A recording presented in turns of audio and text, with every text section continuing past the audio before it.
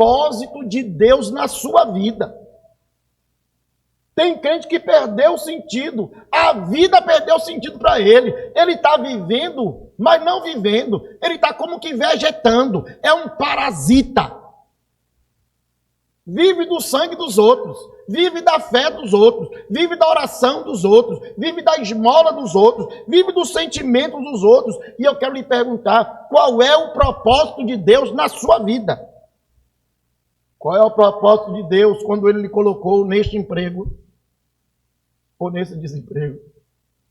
Qual é o propósito de Deus no seu casamento ou na sua vida de solteiro? Qual é o propósito de Deus na sua casa, na sua vizinhança, nas suas amizades? Qual é o propósito de Deus para você aqui nessa igreja? Porque Deus lhe trouxe para essa igreja. Pergunto, onde Deus quer te levar?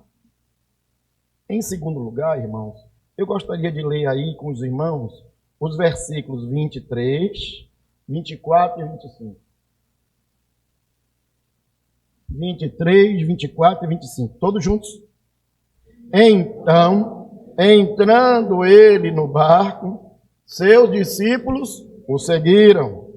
E eis que sobreveio no mar uma grande tempestade, de sorte que o barco era varrido pelas ondas.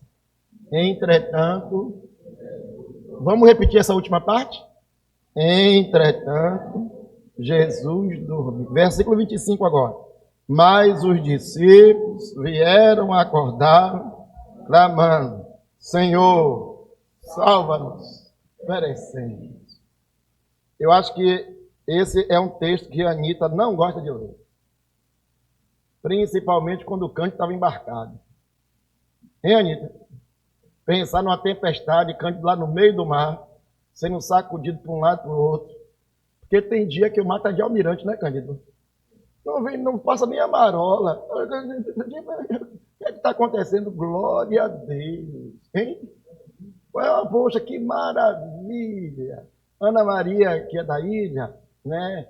Pastor Paulo que pastoreou na ilha, pastor Cândido que pastoreou na ilha. Como é bom atravessar de ferry-boat, no dia que está tranquilo, né? Pode brigar. Você senta ali e vai à vontade. Mas eu já atravessei para a ilha, Ana já deve ter passado por isso, no dia que sobe, desce, o estômago revira. Na semana passada, irmãos, eu falei aqui do evangelho falso, do evangelho da prosperidade. Lembram disso? No sermão, você reservei um pedaço para falar do evangelho falso. Aquele evangelho do pare de sofrer, né? Pare de sofrer. Pois é. Tem um bando de crente aí, que eu não sei nem se é crente mesmo, né? Mas se diz que é, eu vou considerar que seja. Tem um bando de crente aí doido por este evangelho. O evangelho do pare de sofrer. O evangelho dos triunfalistas.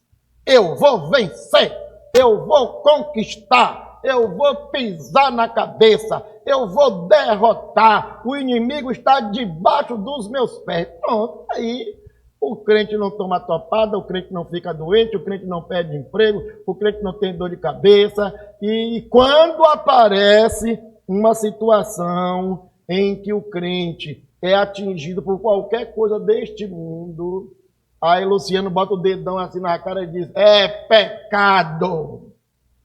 Né? Você está em pecado. Está com dor de barriga porque você está em pecado. Né? Bota o dedão logo lá.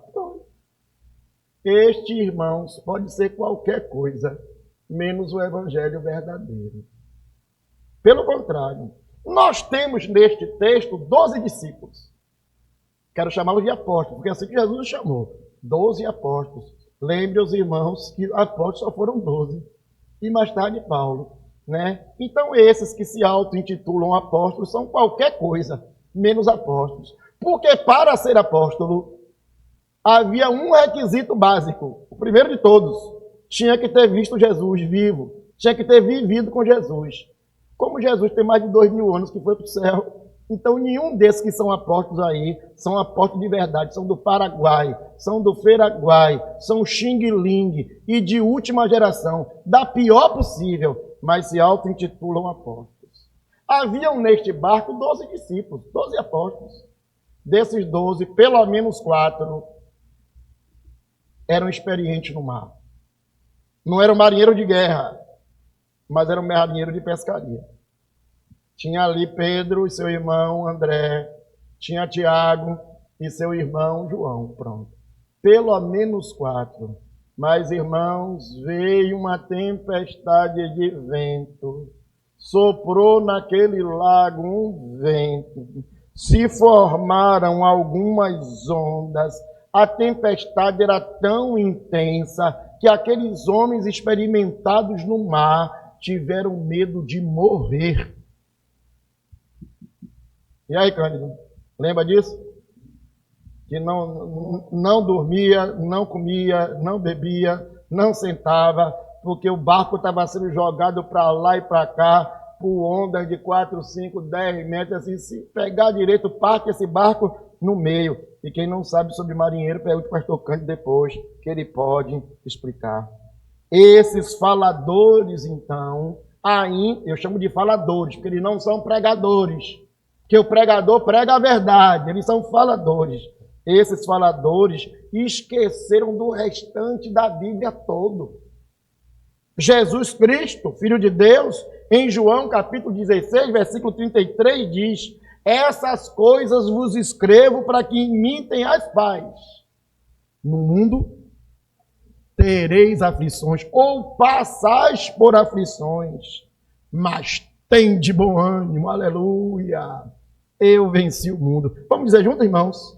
No mundo passais por aflições, mas tende bom ânimo. Eu venci o mundo. Crente que não quer ter aflição, tem que pedir a Deus para morrer logo. Vai para o céu, que lá no céu não tem aflição. Ou deixa de ser crente. Porque crente que entra na igreja achando que vai deixar de ter aflição, ele não entendeu ainda. O apóstolo Paulo, falando deste tema ao seu discípulo, o novo pastor Timóteo, na segunda carta, Timóteo não é tão novo assim. E Paulo já está no final de carreira, né? Paulo, no capítulo 2, versículo 12, diz assim: ora, todos que querem viver piedosamente em Cristo Jesus serão o quê? Perseguidos. Quer viver piamente? Você acha que o governador vai gostar de você? Que o vereador vai gostar de você? Que o presidente vai gostar de você? Que o Congresso vai gostar de você? Que o juiz vai gostar de você? Não, meu filho.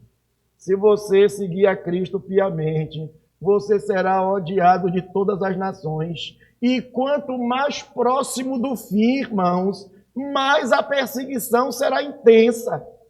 Então eu tenho falado todos os dias aqui na igreja, sempre que eu posso falar, dos textos que